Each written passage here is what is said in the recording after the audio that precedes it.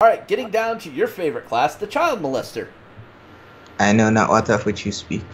Priest. I was gonna say something, but then I was like, no, he's dead. Don't make that joke.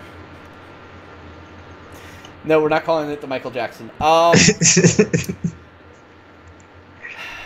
God. Now I've got his song stuck in my head.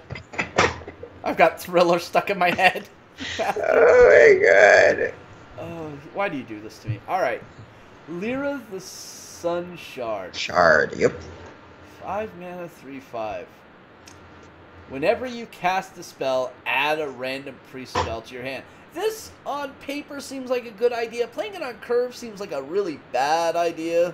Because if you play this on curve, and they look down at that, and they go, no, no, no, no, and no. I mean, really? Three attack? Really, Blizzard? We're doing this again? Like, we thought you learned when you gave us stuff like Raza or Draconid Operative. You know, shit that has good stat health and can kill shit and trade efficiently. No, they learned from that. They learned when you give priests too good of value minions, they start fucking with people too hard, and people bitch and whine. People, crybabies. Alright, so what I like about this card is there's definitely some really cool synergies you can put into play using one of the other cards in the set, most notably the Radiant Elemental. So I actually did some math here. Right? If you can get this down into play and have it protected behind a taunt to where it lives a turn, and you could then play in some Radiant Elementals the next turn, and then all of a sudden things like Shadow Vision are free to play. You're going to get a spell from that. It's also going to be reduced in cost. You can play that out, get another spell and another spell. Power Word Shields are free, instant card draw. Another one. Oh my god, yeah, you're just gonna like get this outside of deck design draw and get some huge fucking value and have just a fucking field day with it, man. Hell, Sounds fucking like Questing fun Adventure. to me. Questing Adventure might even show up in a wonky ass build like this, though without the ability to kind of hide it, it's gonna be relatively hard to pull off. Honestly, I only see myself running this in a Randuin deck. Yeah. I don't think it's gonna get much value anywhere else. Yeah, no, I have to agree with you there.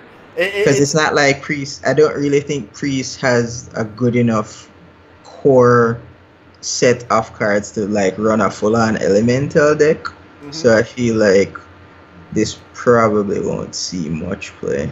Well, there is a turn 7 3-card combo that will get you 2 more cards back into your hand, and that's play this.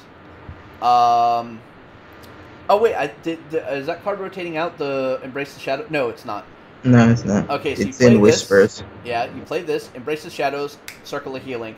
You're getting 2 card draws outside, and it's still going to be on the board with 1 life left on it. Right? And that's a 7. Because everybody was running Embrace the Shadows. The card was like so good. No, it's not that good at all. But I mean, it's just a concept, you know. I'm thinking outside the box. Out of the box. Out of the box. Stop it. All right. So we got the quest now. Awaken the Makers. Yeah. Sorry, I got a little excited there. So, all right. 7 Death Rattle minions. Well, we're getting 2 new ones in Priest. Oh yeah. Which means 4 total. Oh, you've got things like Leper Gnomes, you got card draw mechanics. Hell, even Abomination falls into this mix as well, which might actually. Ain't nobody playing no goddamn Leper Gnome. No, but they might play Abomination. I was already playing that, so I don't mind. I'm Gucci. That shit was already in my Death Rattle Priest deck. Abomination is Gucci. That's funny. Everywhere else it's trash. Fuck. Right now, in my Death Rattle Priest, I have Blood Mage Thalnos. I have Harvest Golem. Yep. I have the Infested Tauren. Mm-hmm. I have Shifting Shade. Mm-hmm. I have Karn the Bloodhoof. Mm-hmm. We can't count Sylvanas anymore. So that's 5 Death Rattles right there. And then we're adding in these new ones, one of which is a 1 mana. So that's 7. And then you've got the Tortolian Shellraiser. Mm-hmm. That could be 9 right there. So that's 7. Yeah, I mean, you can actually curve most of that out if you look at it correctly. Exactly. Yeah, you can curve most of that out. So yeah, getting Awaken the Makers is really strong. And what does she do? Well, she's a 5-mana 8/8 that sets your health to 40. So you This can should have easily. happened a long time ago. Oh my god, this is like the emergency go fuck yourself heal. It's like Reno without all the bullshit of fucking Highlander. Mm-hmm. Oh, the card is going to be so powerful, and I think it's going to be really good. It's going to fight for the board, similar to like a Zeus style.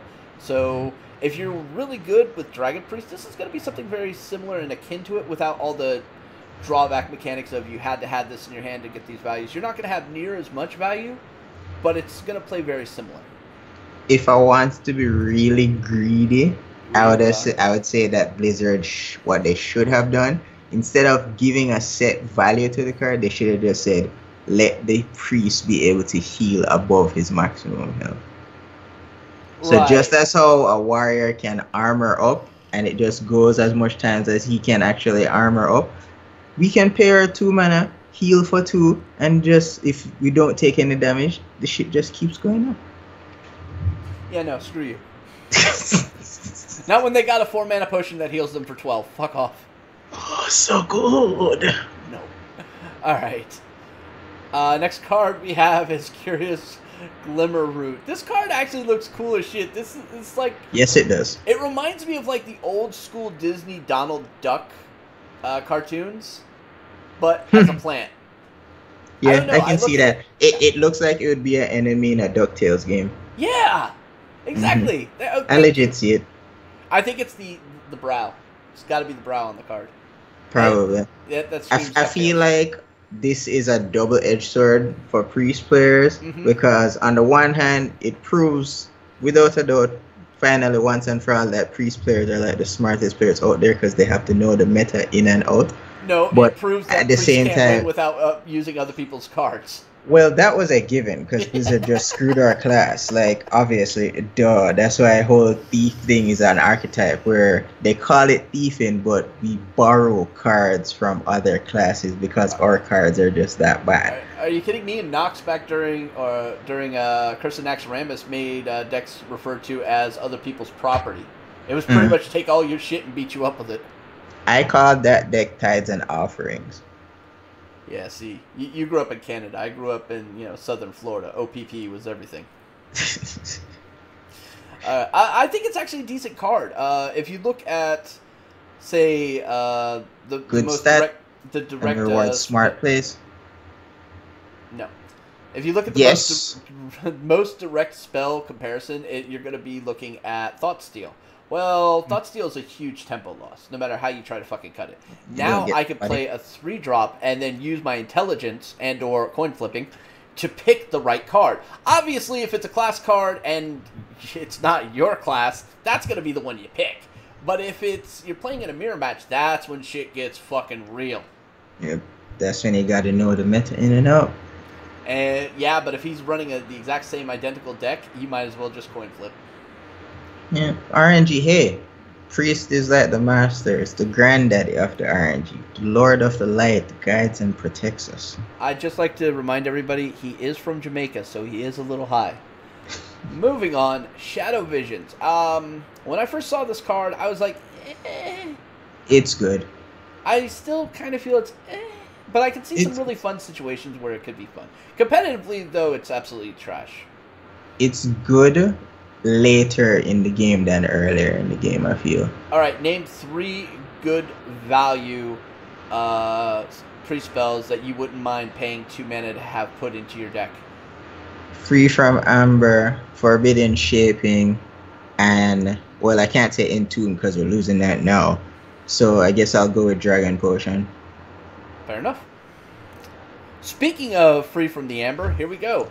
8 mana, discover a minion that costs 8 or more. So I get 3 or no, I get 4 Forbidden Shapings in my deck. Oh, sweet. Oh my god, you're still stuck on that shit. Alright, so... Hey, I crafted 2 golden ones because that shit is godlike. Moving on. We're in the Amber now. Come on, keep up. Alright, so... I don't know, man. Part of me says that this could be good because we're basically possibly getting an 8, 9, or 10 for the cost of an 8. So at its worst case, you're getting on par value. At its best case, you're getting 2 mana plus value if you play it on curve. Okay, so alright. So off the bat, we get Prophet Villain because that's the only priest legendary that we have currently right now. We're not like including the new cards yet. So I mean, you could also no, get we don't. Plaza. We don't get Prophet Villain because that's 7, huh? So we're screwed there as well. So You can't alright, get so we're Plaza. looking neutrals. So 8 mana upwards. Chromagus, Doomcaller. Nope. We don't get Chromagus because that rotating out. Doomcaller, Eldritch Horror, Fossilized Devilsaur is in League of Explorers, so that's a no. We get Gruul, we get Medivh, we get the Boogie Monster, everybody's favorite Whisperers card. We get Alexstrasza. We don't get Archthief. We get Blood of the Ancient One, not a bad one. We get Sagoth. We get Sagoth. Ysera, we get Malygos, Ysera, yes. Nosdomu. Nosdomu would be the most trolly one to get. Yeah, that would be pretty godlike. What else do we get? We get Cthulhu, we get Deathwing, Deathwing Dragonlord, Faceless Behemoth. Oh, Ysarge. Enzoth the Corruptor, Ysarge, Sea Giant. Would be super powerful. All the giants basically come in. Yeah, all the giants. Ooh.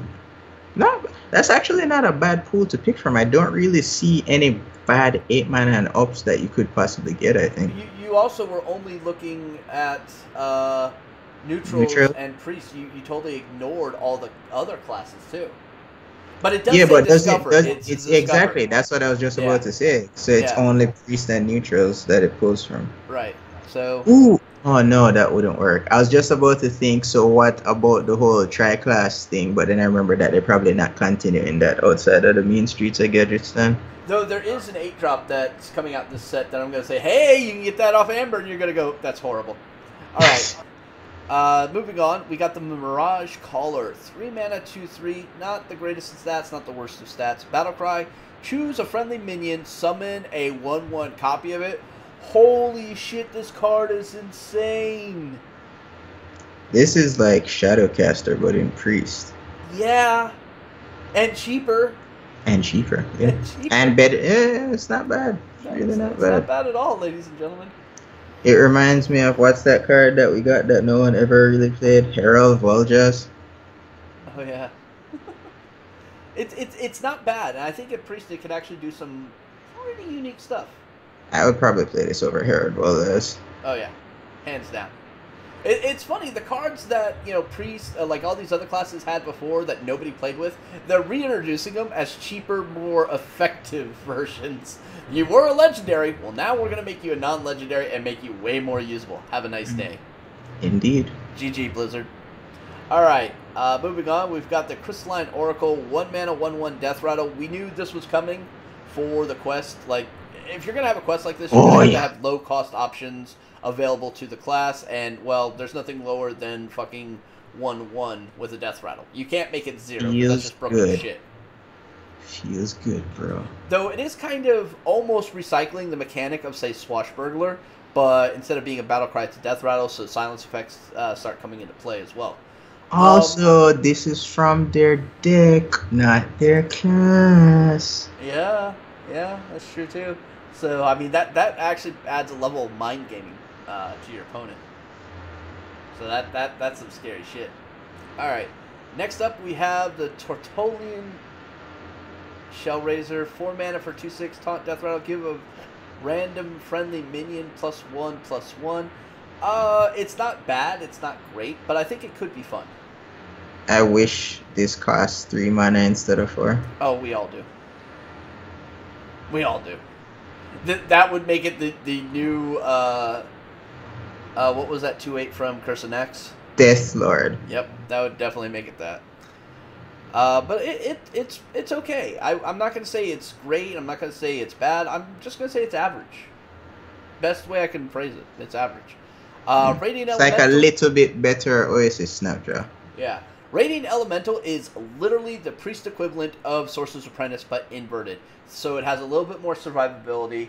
And in priest, some of their spells are a little too costly to be overly viable. Mm-hmm. So this kind of takes care of that problem to a degree. I completely agree. Yeah, like all of a sudden, Holy Nova is now only costing you 4 mana. So I kind of like it. And when used in combination with, say, the Sun Shard here, you get some really good value. Alright, and the last card that priests get is Binding Healing. Or Binding Heal. 1 Sweet. mana, restore 5 health to a minion, which is kind of an important thing for priests, And and gain 5 yourself. Yep. Oh. Gotta stay alive, man. That's 10 Gotta be health. BGs. 10 health value for 1 mana. Turn 6 play Darkshire Alchemist with that ish, bruh. Oh, God. Alright, moving on to Rogue. Rogue has some really cool tech options, but for all in all, I kind of feel it's very, very weak. So let's get to the legendary Sherazin Corpse Flower. I love the art on this card. I think the art is fucking amazing. Yep, I like how they designed the interaction for it too, with the petals that light up for each of it. That's godlike. Oh yeah. Matter of fact, I had a little Twitter conversation with the person who designed this. I was like, dude, this art is amazing. I kind of wish it was on a better card. And he was like, well, we'll see. It might actually be overly viable. We'll have to wait and see how that's going to work out. I was like, okay, we can wait and see, but I'm going to tell you right now, not going to be that viable. I mean, if it came out of dormant state without summoning sickness, that'd be good. But unfortunately, when it comes out of dormant state, it's in summoning sickness. So all your opponent has to do is like, well, I still have something that has 3 attack left on the board, so I'll just trade that. Boom. So you just wasted those 4 cards you spammed out in order to get this back up. Alright, so you kind of lose value on it. But if they can't deal with it, then its value is actually pretty decent. It just feels too situational to be overly good, and not something I really want to waste a card slot in my deck for. I concur that it does feel very slow, especially for the rogue class, due to how that they're very proactive, very burst oriented, so to speak. So now, if it had stealth, it'd be viable.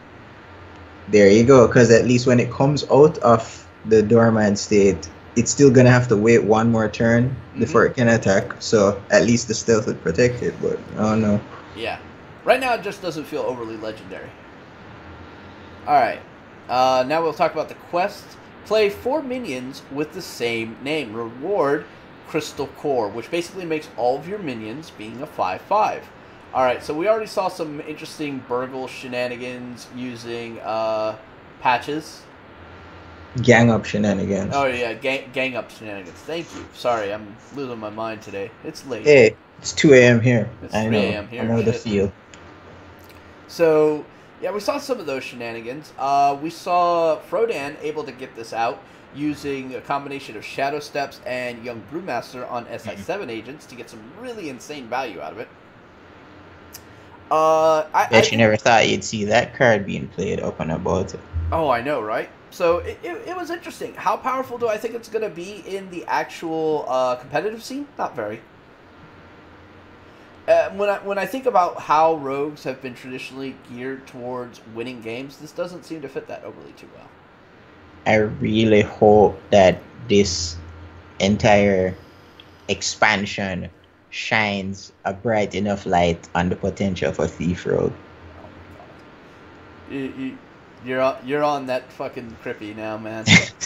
Alright. Okay, so moving over, we got the Vile Spine Slayer, aka Fuck You Druid.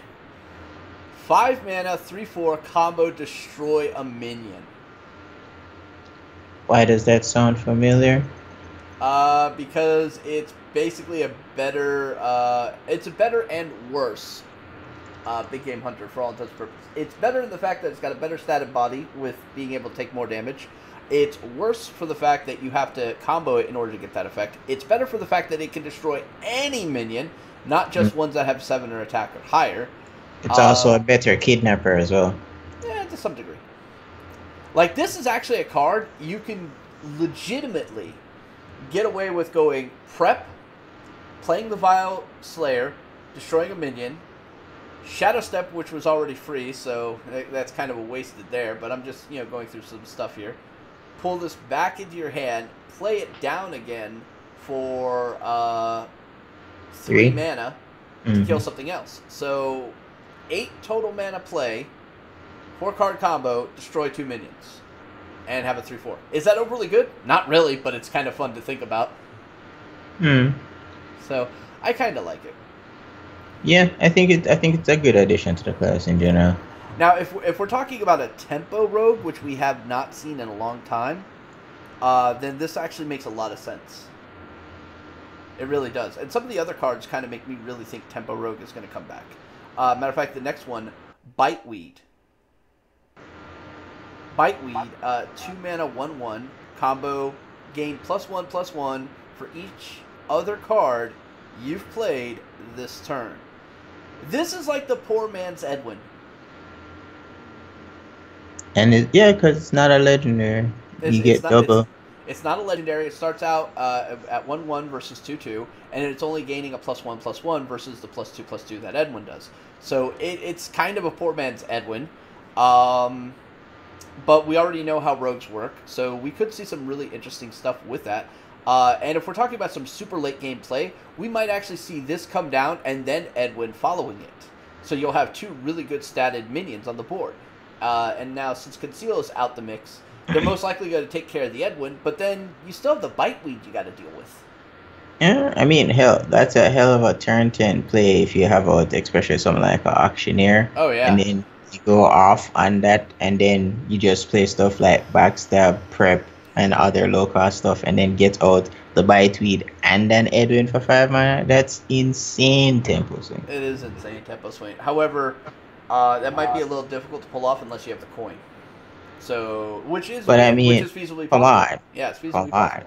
Counterfeit coin from off the 5/4 Death Rattle that's in Rogue, coin from off, or potentially. That's rotating out? Yeah, Tomb Pillager was in. Yeah. Alright, so but they're still burgling bully. Still burgling bully, there's still counterfeit coin, so yeah, definitely some possibilities with that. Alright, next up we've got the Obsidian Shard. I actually kind of glossed over this beforehand, so let's take a look at it. 4 mana for a 3/3 weapon, costs 1 less for each card you've played from another class. Beef Road. Oh my god, like Swashbuckler turns this down into a 2 mana 3/3 weapon. Mm-hmm. Oh my god, and remember... Not to mention there's Burgle, there's Lotus Agents. Mm-hmm. And, check this out, Deadly Poison could definitely come back into the game, so now we're actually looking at possibly getting a free weapon, right? You have an Assassin's Blade. Right, a free assassin, well, almost an Assassin's Blade. It's still 15 damage worth of value. Mm-hmm. Which actually you can crank that up to 20. Well, technically it's stronger than an Assassin's Blade because it's going to be a 6/3 if you put Deadly Poison on it. If you put Deadly Poison on it, it goes up to... No, Deadly Poison's only +2. Oh, it's +2. Okay. And then if you add the other Deadly Poison, it goes up to 7, so... but still, that's not bad. And if you could somehow get your hands on an upgrade from a warrior... It's gonna hurt. Oh yeah, definitely gonna hurt. I like the card. I think it's actually pretty legit. I think it's a legit card, especially for Thief Rogue. Oh yeah. Alright, next up we have the Envenom Weapon. Give your weapon poisonous.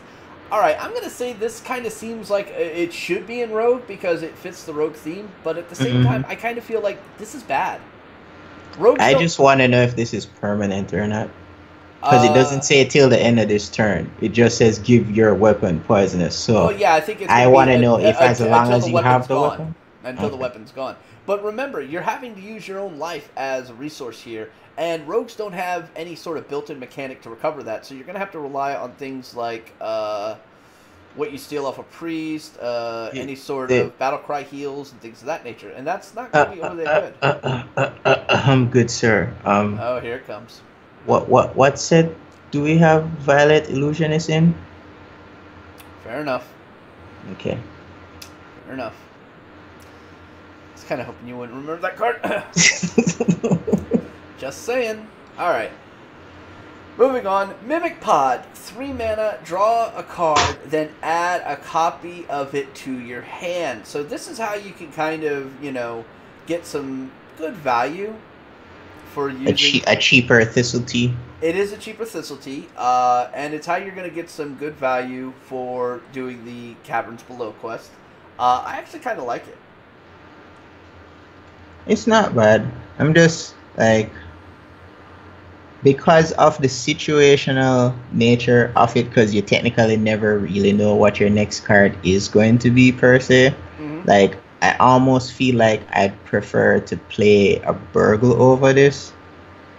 Eh, it's a tough call. It is a And tough then call. and then not to mention you're also putting yourself further into fatigue. To some degree, yeah, you are. So I don't know. I don't know. It's going to be interesting.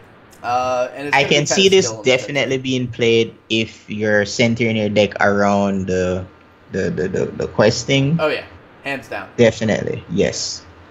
Speaking of other mechanics that could work really well with that is we've got this nice little Razor Petal Lasher. 2 mana, 2/2 battle cry. Add a Razor Petal to your hand. That deals 1 damage. Alright, so let's just go take a look at this Razor Petal. Oh, my eyes, they hurt so bad now. It's not here. Damn you, Hearthstone. Ah, here we go, Razor Petal. It's a spell. Okay, so the one thing I'm going to say about this that makes me kind of go, ooh, this might have some value, is Malagos. Okay, I can see that being a thing. Right, so Malagos, it definitely could be a thing. But because, what's his name? Emperor Thurzan's no longer in the game, that kind of gets its value reduced quite a bit. Does get its value reduced quite a bit. So, yeah. But it might be something you'd want to combine with, say, Gadgetzan Auctioneer, right? Get some more card cycling going. So we might see this actually end up in some Miracle Rogue-esque decks, possibly. So we'll have to wait and see on that. Next up, we have the Razor Petal Volley. Add 2 Razor Petals to your hand, deal 1 damage. Okay, so you're getting basically 2 of these in your hand. It's the spell equivalent to this, but you're just getting more value out of it. Again, I'm really seeing Gadgetzan Auctioneer here. You do turn 10 play with Gadgetzan Auctioneer, play this, and then get 2 more cycles, so you get 3 card draws for 10 mana, and you get a 4/4 on the board, and you've dealt 2 damage. That's not overly that good, to be honest with you, but it is still pretty decent.